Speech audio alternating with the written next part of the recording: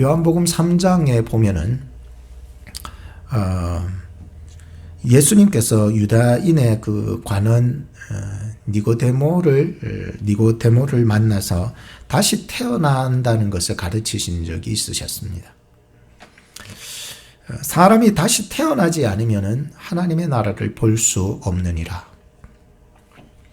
그때 니고데모가 하는 말이, 사람이 어떻게 어머니 뱃속으로 들어가서 다시 태어날 수 있습니까? 라고 얘기를 합니다. 그때 예수님은 이런 대답을 하십니다. 물과 성령으로 다시 태어나지 아니하면 하나님의 나라에 들어갈 수 없느니라. 육으로 난 것은 육이요 영으로 난 것은 영이니라. 내가 너에게 거듭나야 하겠다, 즉 다시 태어나야 하겠다라고 하는 말을 이상하게 생각하지 말라. 바람이 어디서 불어서 어디로 가는지 모르듯이 성령으로 태어난 사람은 이와 같으니라. 그 후 니고데모는 예수님의 말씀을 듣고 돌아가서 변화가 됩니다. 그리고 요한복음 19장 39절에 아리마대 요셉과 함께 예수님의 장례식을 치르는데 함께 하게 됩니다. 사람들의 눈을 두려워했던 그가 이렇게 예수님의 장례식까지 치러주게 되는 담대한 마음을 얻게 되는 사람이 되었었습니다. 오늘 아침에 잠깐 교회를 왔다가 집으로 돌아가면서 해가 쫙 뜨는 그 모습을 이렇게 봅니다. 그리고 언젠가는 해가 질 거라는 생각을 했습니다. 날아다니는 새가 태어나고 저건 또 언젠가는 죽을 것이라는 생각을 해보게 되었습니다.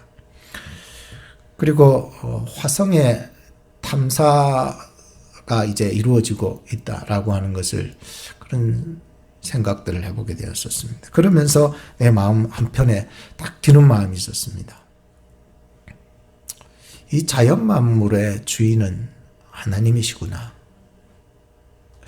그리고 생명을 만드시고 생명을 주관하시는 분이 하나님이시구나. 인간이야 겨우 화성 정도를 탐사한다 하지만 그 너머에 있는 우주 만물의 셀 수 없는 수많은 별들을 지으신 분이 하나님이시구나. 이런 생각이 문득 들면서 참 인간이라고 하는 것은 코끼리의 발바닥 정도만 딱 건드리는 정도이기 때문에 인간의 가지고 있는 이 과학이나 이성만으로서는 하나님의 그 놀라운 섭리를 다 이해할 수 없겠다라고 하는 생각이 막 들기 시작했습니다. 바람이 어디서 시작해서 어디로 불어가는지 우리 인간의 과학과 이성과 이런 것들로서는 밝힐 수가 없습니다.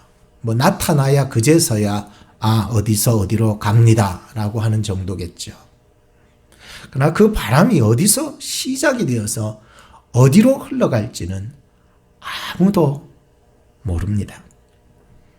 우리의 이성으로는 속사람의 변화, 성령의 열매, 사람이 다시 태어나는 거듭난다는 것을 우리의 이성으로는 이해할 수가 없습니다.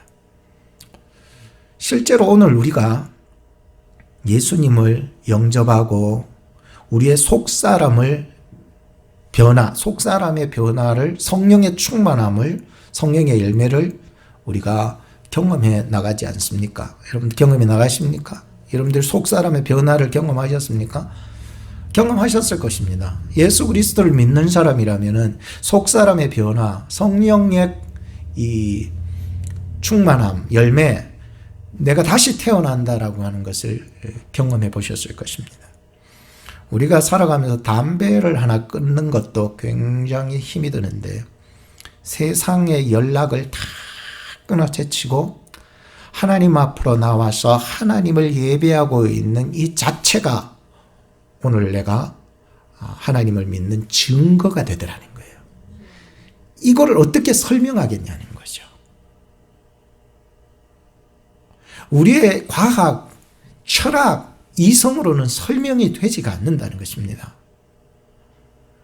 하나님이 우리를 향한 놀라운 구원, 거듭남, 이 놀라운 하나님이 우리를 이렇게 말씀 안에서 다시 나게 하시는 이 일들은요, 이 도저히 설명이 안 됩니다. 그러나 우리가 여기 앉아있는 그 자체만으로도 증거가 된다는 거예요. 이게 믿음이더라. 사도 바울도 거듭나기 전에는 자신의 행동이 하나님께 충성하는 일이라고 착각하고 있었습니다. 어느 날 갑자기 가던 길을 막아 세우셔서 예수님을 만났을 때 그제서야 새로운 사람으로 태어나게 됩니다. 야, 이거를 어떻게 설명을 하겠습니까? 그런데도 사도 바울은 이 놀라운 하나님의 은혜, 이것을 증거하면서 인생을 살았다는 것입니다. 사도 베드로도 육신의 혈기가 강할 때에는 예수님을 따라다녀도 육체대로만 따라다녔습니다. 하지만 성령의 충만함을 받았을 때 그 후로는 같은 사람, 같은 환경, 아니 예수님 때보다 더 악한 환난과 핍박이 닥쳐오더라도 담대하게 사람들에게 나아가 복음을 전하는 것을 보게 되었습니다. 그전에는 그렇지 않았습니다. 두려워서 도망가고 예수님 부인하고 저주하고 살았던 인생이 어떻게 변화가 되어서 성령의 충만을 받아서 어떻게 그렇게 담대하게 더 환난과 핍박이 심해져 가는 그 초대교회 시절 속에서 죽기까지 복음을 증거할 수 있었던가. 그가 남긴 베드로전서 1장 23절에서 25절에 그가 남긴 서신에 이렇게 기록합니다. 너희가 거듭난 것이 썩어질 씨로 된 것이 아니요 썩지 아니할 씨로 된 것이니 하나님이 살아있고 항상 있는 말씀으로 되었느니라.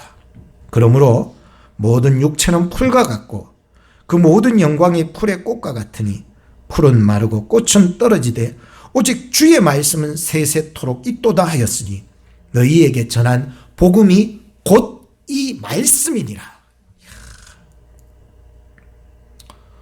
오늘 강단에서 증거된 이 하나님의 말씀이 여러분들에게 복음이 되기를 바랍니다. 복음은 세상을 이기게 합니다. 복음은 베드로처럼 담대하게 이 세상에서 나아가서 그리스도인답게 살아가게 만드는 것이죠. 사람이 거듭나서 세상에서 실망하지 않고 새롭게 살아갈 수 있는 그런 비결은 바로 오직 복음, 곧 말씀밖에 없다는 것입니다. 이게 베드로가 깨달은 것이었습니다.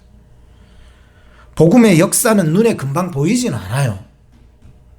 내가 하나님의 말씀을 들었다 해서 금방 내가 교회 문 밖을 나가면서 막 엄청난 역사가 일어나는 건 아니라고 생각해요.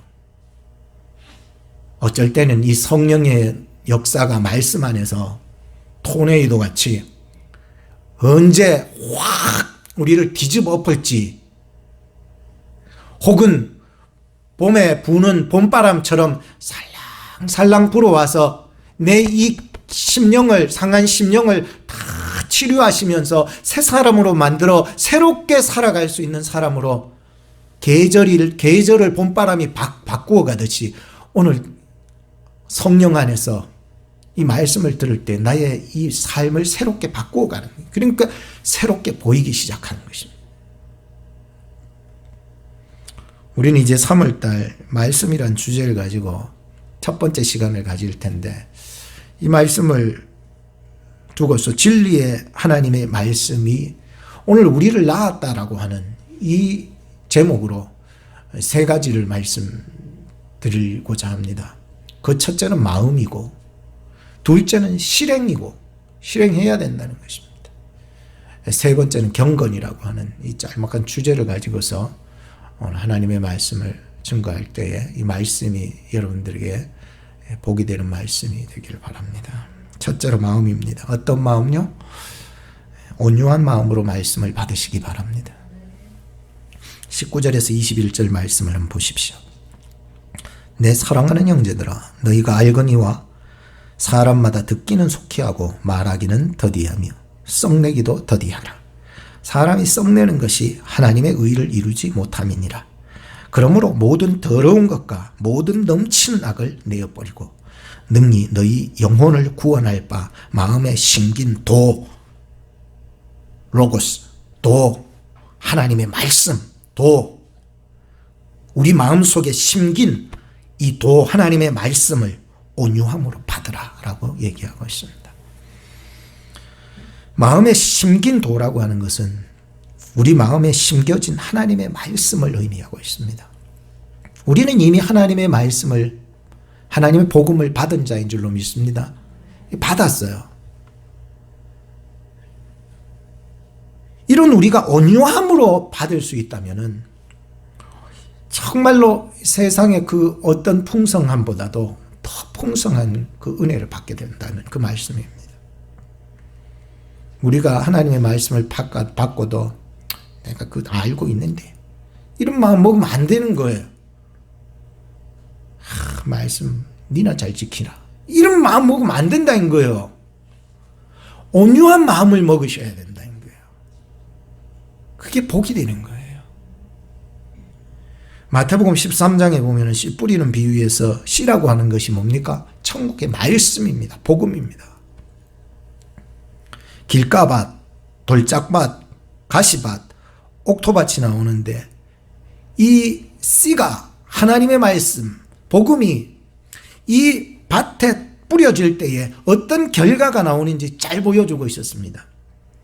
길가 같은 마음으로 말씀을 받을 때에는요, 새가 어디서 날아와 가지고는 그 말씀을 훌 뺏어가 버린다는 것입니다.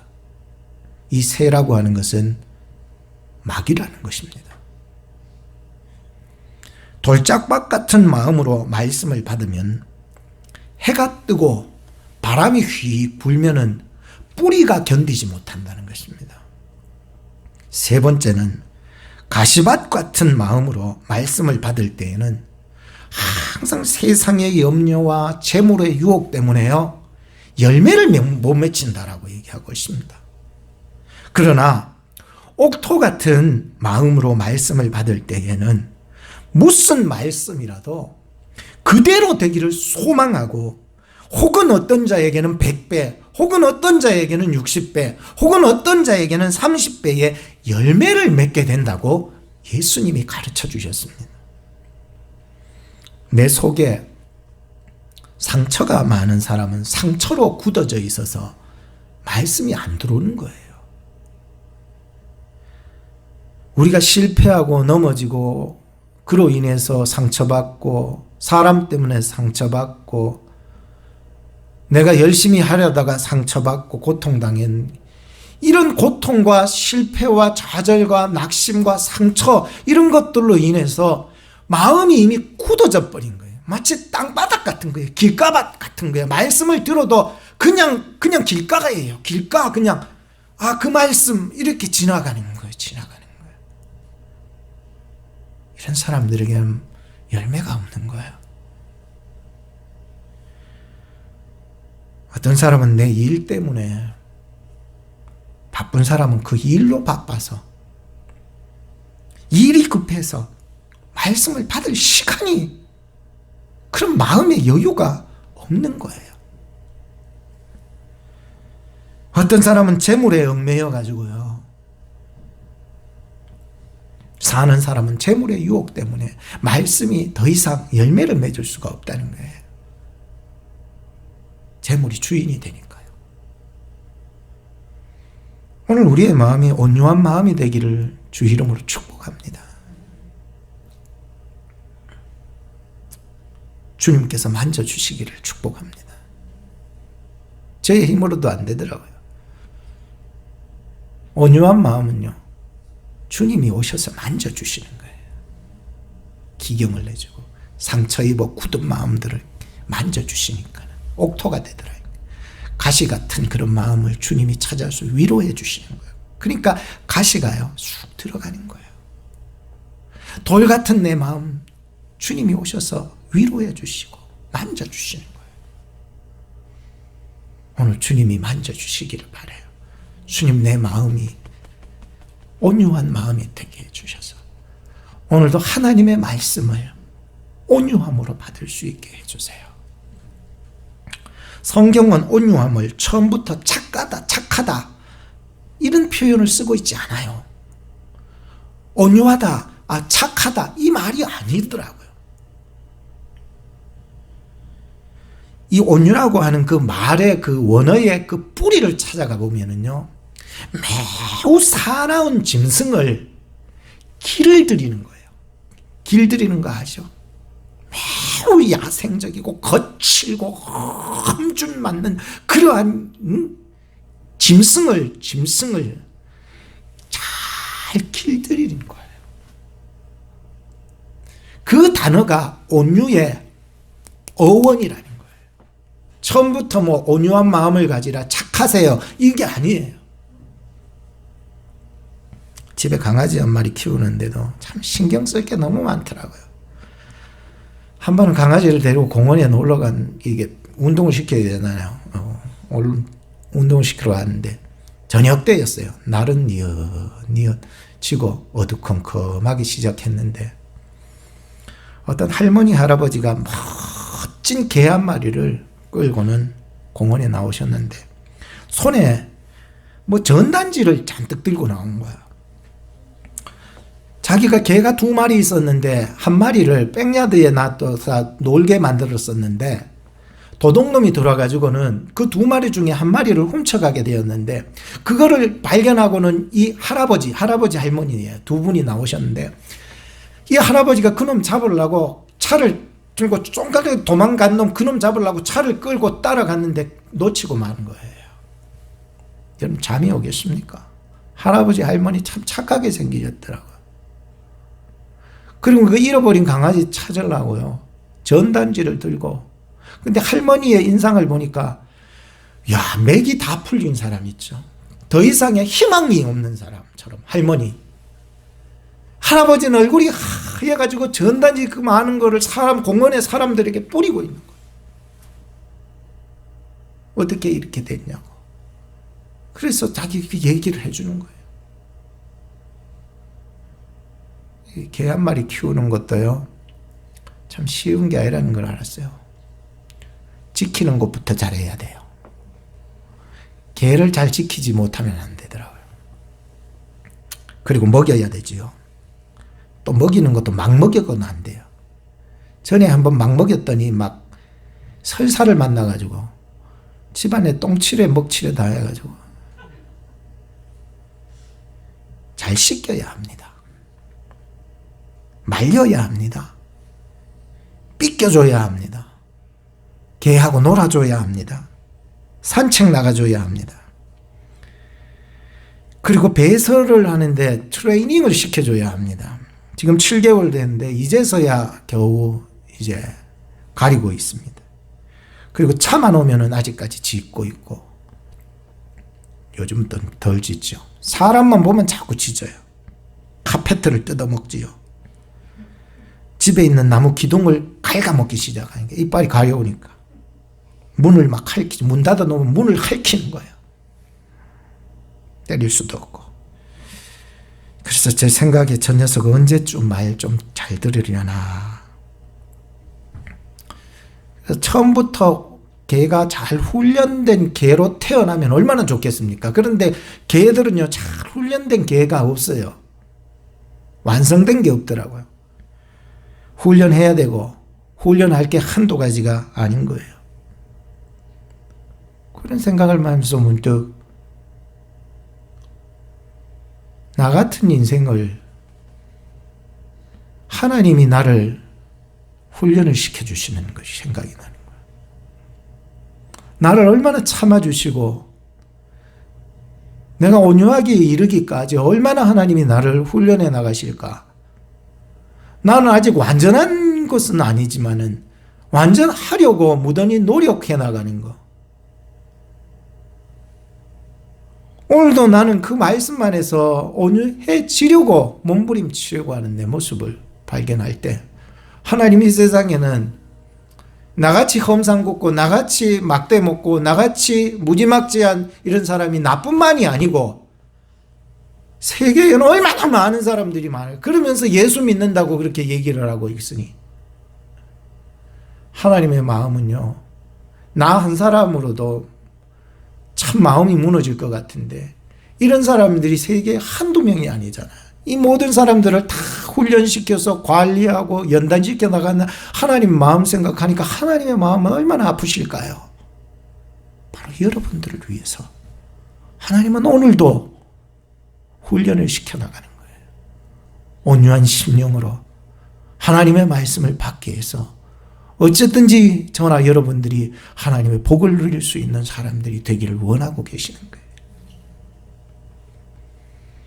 인간의 문제는 항상 죄와 악과 깊은 관련이 있습니다.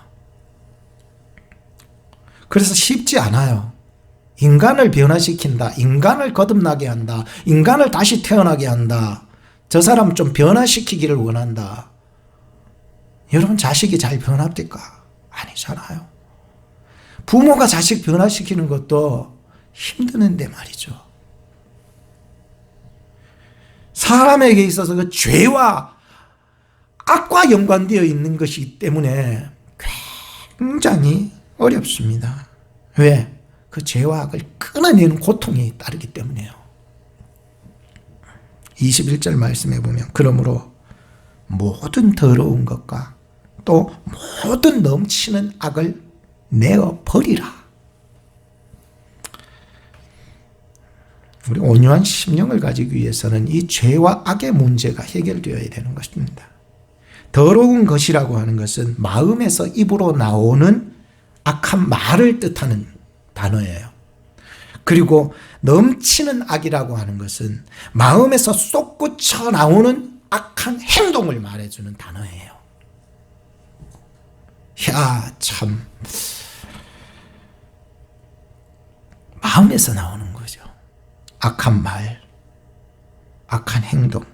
근데 이것을 어떻게 하라고요? 내버리라고 했습니다. 내버리라는 것은 그냥 내버리라고 하는 것이 아니라 이것을 완전히 제거하고 내버리고 새 것을 입기까지 라고 얘기하는 것입니다.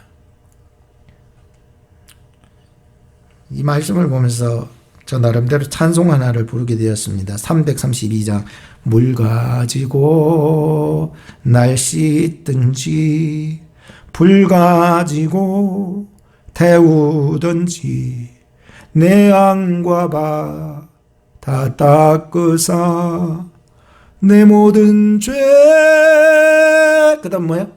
멸하소서. 이 멸하소서 단어가 맞는 거예요. 내버린다는 것은 멸하소서. 이 찬송가 332장에서 얘기하는 이 멸하소서. 하나님, 내 속에 있는 마음에서 우러나오는 악한 말, 마음에서 솟구쳐 튀쳐나오는 악한 행동, 이런 것들을 멸하여 주시옵소서. 기도하게 되는 거예요. 찬송하면 기도하는 거예요. 그리고는 하나님 앞에 또 엎드려 봅니다. 내 모습을 보면서 하나님 엎드립니다.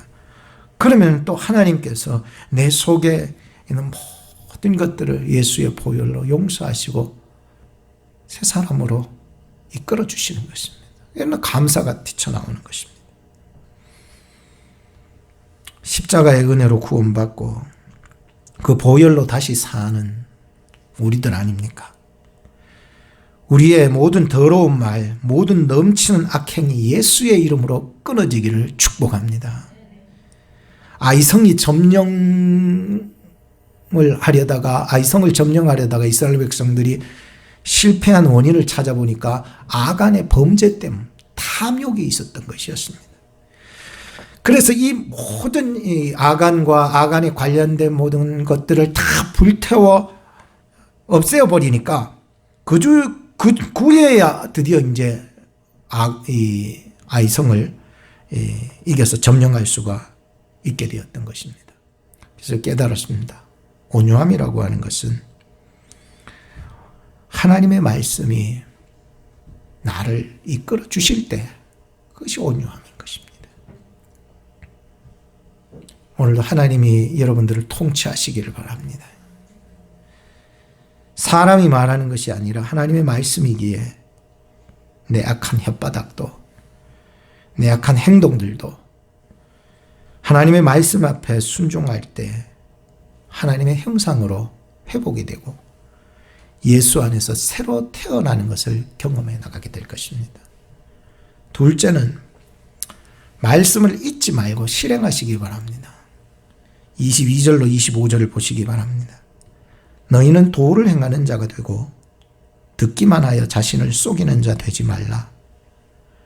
누구든지 도를 듣고 행하지 아니하면 그는 거울로 자기의 생긴 얼굴을 보는 사람과 같으니 제 자신을 보고 가서 그 모양이 어떠한 것을 곧 잊어버리거니와 자유하게 하는 온전한 율법을 들여다보고 있는 자는 듣고 잊어버리는 자가 아니요 실행하는 자니 이 사람이 그 행하는 일에 복을 받으리라 했습니다. 여러분, 말씀을 실행하는 자는 듣는 자보다 엄청난 복을 받습니다. 물론 듣는 것이 나쁜 것은 아니에요. 뭐 저주받고 지옥 간다 이런 소리는 아니겠죠. 듣는 것과 실행하는 것이 하나다라고 하는 것을 야고보서는 강조하고 있는 것이죠. 듣지 말라는 것도 아니고 듣는다 해서 지옥 간다 이런 얘기도 아니라는 것입니다. 오늘 하나님의 말씀을 듣고 실행하지 않으면은 내가 내 자신을 기만하는 것이다 라고 얘기를 하는 것입니다. 스스로 속인다는 거예요. 자기 자신을. 나는 쏟고 있는 거예요. 이 정도의 믿음 가지고 내가 교회에 주일날 와서 오늘 내가 하나님의 말씀을 듣는다라고 하는 것으로서 내가 구원받았다, 영생받았다, 천국 백성이 되었다라고 쏟고 있다라고 하는 것입니다.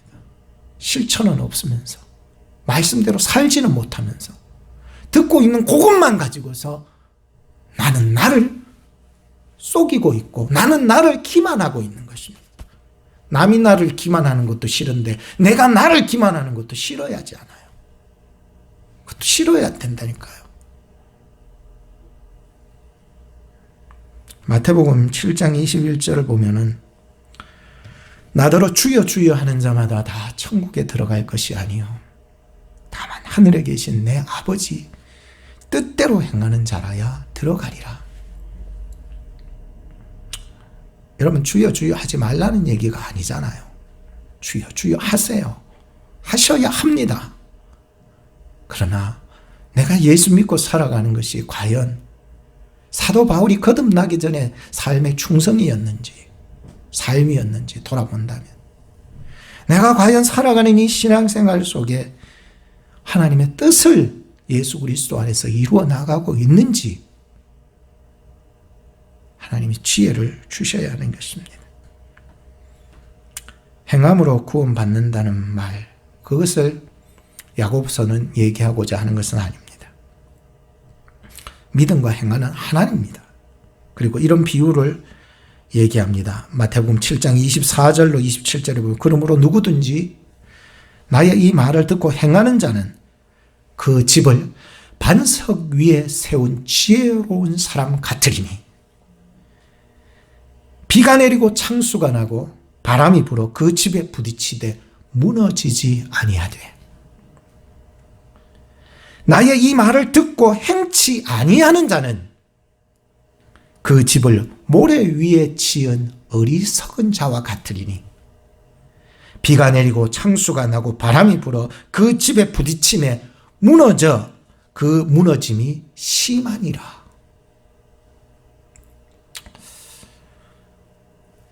아무리 말씀을 잘 아노라 해도 그 말씀의 확신을 가지고서 살아가지 못한다면 그것은 내가 믿는 믿음에 대해서 내가 내 자신을 기만하게 만드는 것뿐입니다.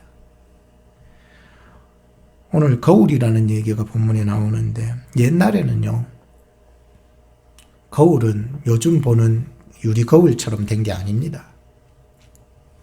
노술 갖다가 넙득하게 찌그러뜨려서 거기를 반들반들하게 사포해서 이렇게 들받아 보면은 어떻습니까?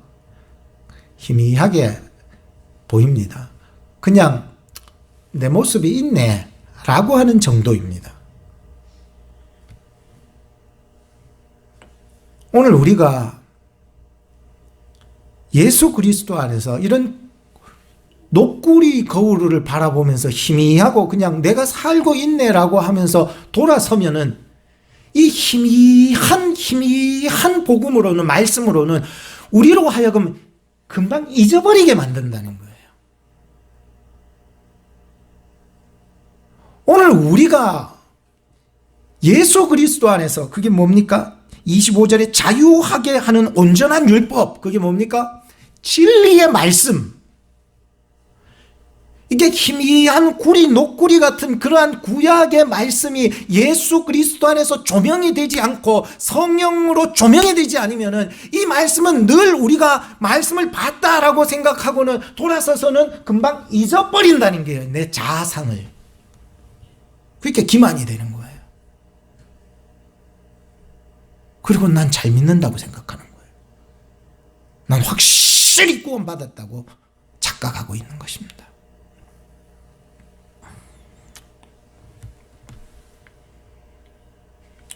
오늘 우리가 보는 거울은 우리가 받은 구원이 얼마나 값진 것인지 발견하게 합니다. 구약에서는 게 다 희미했어요. 근데 예수 그리스도를 믿고 복음을 믿고 진리의 말씀으로 받아들일 때에 이 말씀이 확실하게 보여지는데 하나님, 내가 받은 영생이 얼마나 귀한지를 알게 되는 거예요. 여러분들이 받은 구원이 귀하십니까? 영생이 귀하냐고요? 보이십니까? 희미하십니까?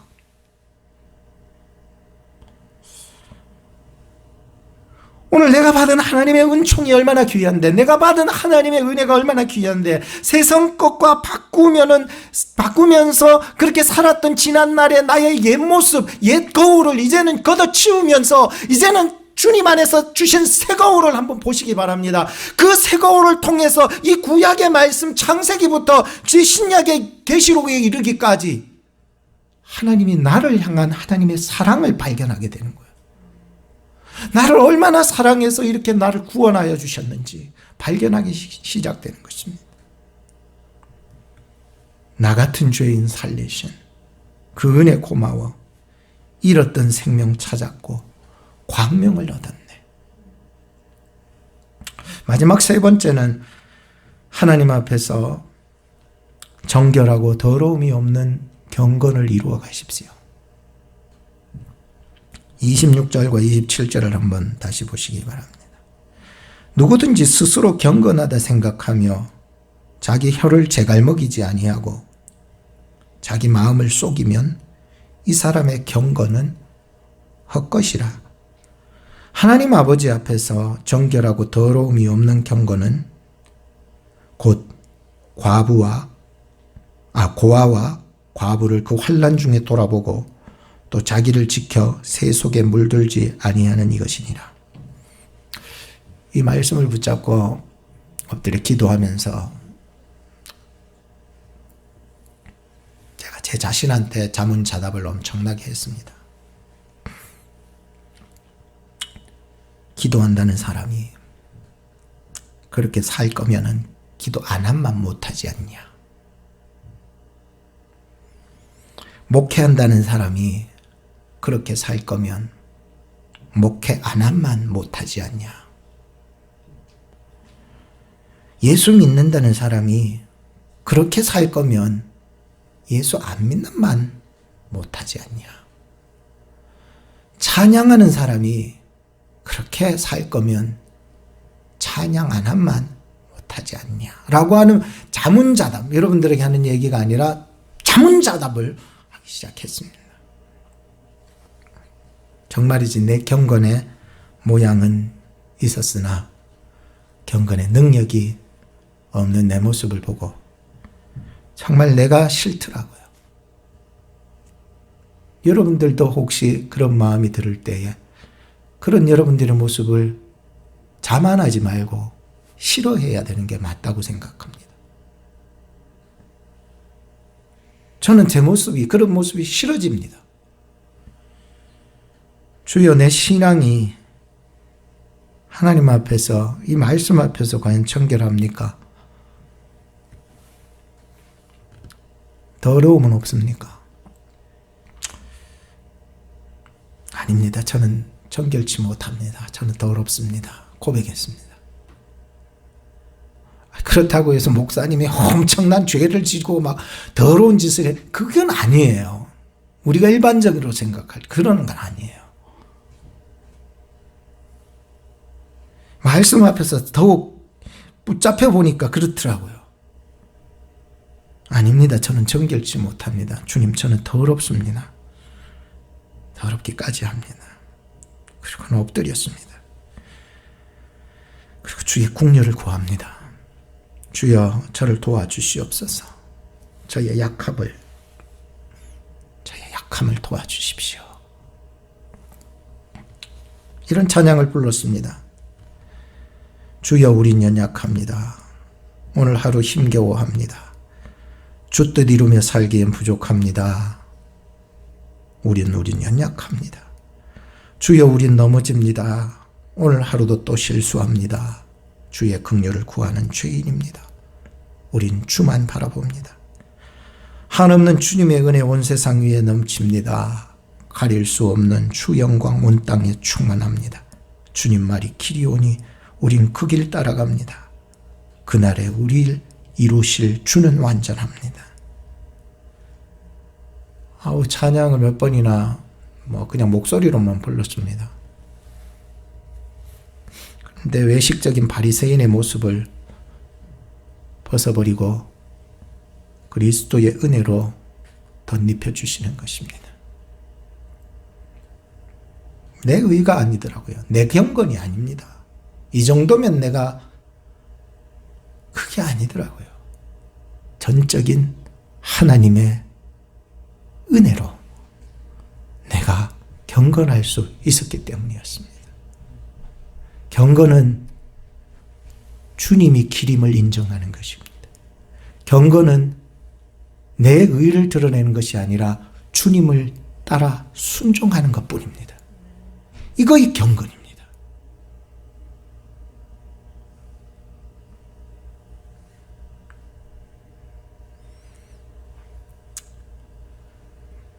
고상하게 내가 앉아서 성경이나 읽고 묵상하고 연구하는 것에서 27절 말씀이 내 마음을 치더라고요. 27절 말씀이 내 마음을 쳤어요. 나로 하여금 두 가지를 가르쳐 주셨어요. 이것으로 하여금 내가 깊은 은혜를 받게 되었었습니다. 그 첫째는 뭐냐면은 고아와 과부를 돌아보라고. 사람들은 다 내가 고아요, 내가 과부라고 이렇게 생각을 하는데 진짜 고아와 과부는 그런 게 아니거든요. 진짜 고아는요, 보호자가 없어요. 저 사람을 보호해 줄 건덕지가 없는 걸 고아라 그래요. 과부요, 누가 대변해 주는 사람이 있으면 그건 과부가 아니죠. 누군가가 나를 대변해 줄 수 없는 사람. 과부예요.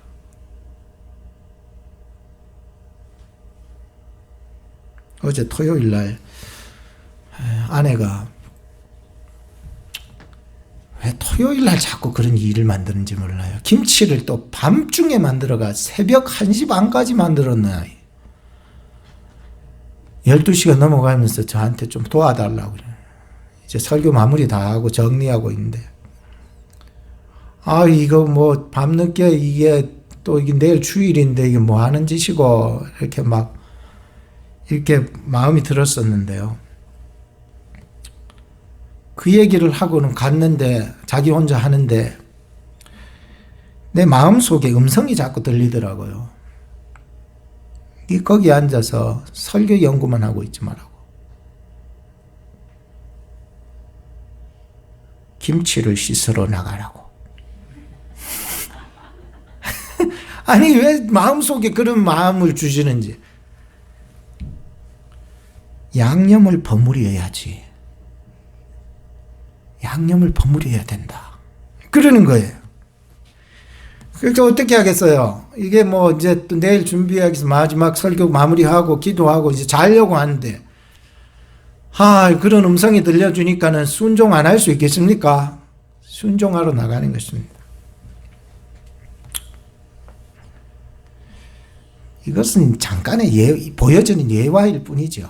경건이라고 하는 것은 고아와 과부와 같은 누구 나를 대변해 줄 수 없고 나와 함께 해줘서 나의 어려움을 해결해 줄 수 없는 그런 상황의 사람에게 찾아가는 것이에요. 그리고 그를 도와주는 거예요. 그와 함께 해주는 거예요. 이것이 바로 주님께서 가르쳐 주신 내 이웃을 사랑하라는 말씀이었어요. 두 번째 말씀이 자기를 지켜 새 속에 물들지 않게 하는 것이라고 얘기했습니다. 그렇다고 내가 밖에 나가가지고 계속 김장하고 그 일에 매진해서 그 일만 해서는 안 된다고 하니. 왜? 믿음이라고 하는 것은요, 남을 돕는 것도 맞아요. 그러나 자기 자신의 신앙도 새 속에 물들지 않도록 지켜나가야 된다라고 하는 거예요. 이 두 가지가 함께 얘기되고 있었다는 거예요. 다른 사람은 다 여러분들 축복받으세요, 구원받으세요, 영생 얻으세요, 예수 믿으세요 하는데 정작 내 자신을 지키지 못하고 새 속에 물들어 버린다면 이것보다도 억울한 게 어디 있습니까? 오늘 여러분들의 믿음은 잘 지켜나가고 있으십니까? 오늘 이 말씀을 통하여서 이 두 가지를 통하여서 하나님 아버지 앞에서 헛되지 아니하는 참 경건을 이루어 나가는 저와 여러분 되기를 주님의 이름으로 축복합니다. 기도하겠습니다. 하나님 감사합니다. 새 속에 물들어 죽어가던 저희들을 십자가 공로로 구원해 주셔서 감사합니다. 보여지게 하여 주옵소서.